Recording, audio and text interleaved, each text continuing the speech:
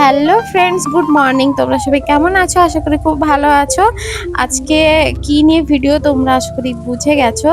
আজকে হচ্ছে আমার বাড়িতে পুজো, আমার বাড়িতে মহাপ্রভু আসবে।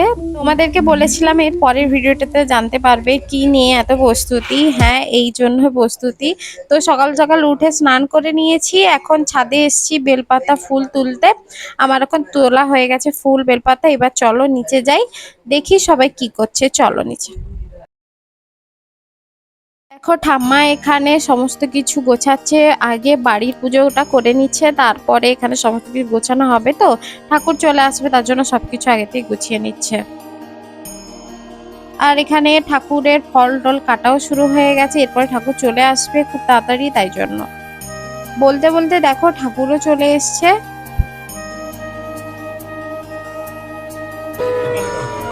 এখন ঠাম্মা ঠাকুরের পায়ে জল দিয়ে পাটাকে মুছিয়ে দিচ্ছে।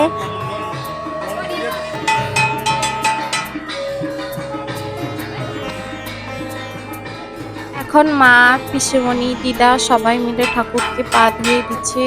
এবার ঠাকুর ভেতরে আসবে ঘরের ভেতরে। এখন ঘরের ভেতরে থাকবে, তারপরে বেদিটা সাজানো হলে তখন ওখানে যাবে, মানে যেখানে পুজোটা হবে ওখানে যাবে।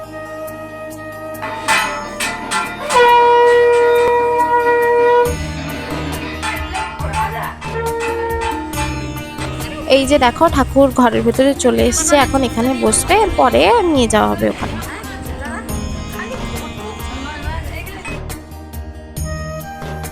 তারপরে ব্যস্ততার মধ্যে ছোটাছুটি কর্মতার ভিডিও নেওয়া হয়নি। এখন ঠাকুর বেদিতে চলে এসছে, ঠাকুরকে সাজানো হয়ে গেছে। এখন বাবা মানে পুজোতে বসেছে আর কি, পুজোটা শুরু হবে।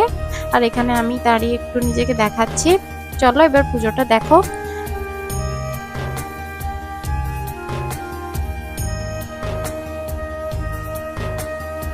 এখন ঠাকুর মশাই আরতি করছে।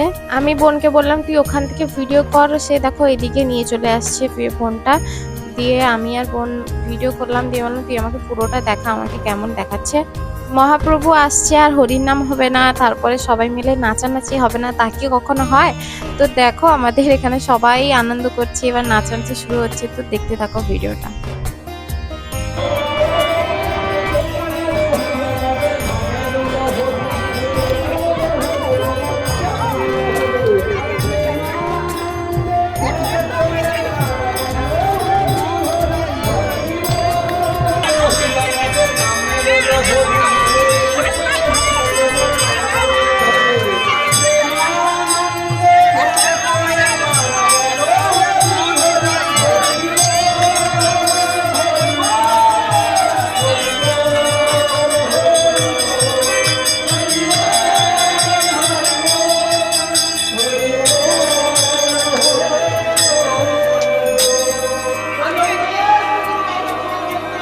দেখলে কিভাবে সবাই আনন্দ মজা করছি। তো আমি আমার ভিডিওটা এখানে শেষ করছি।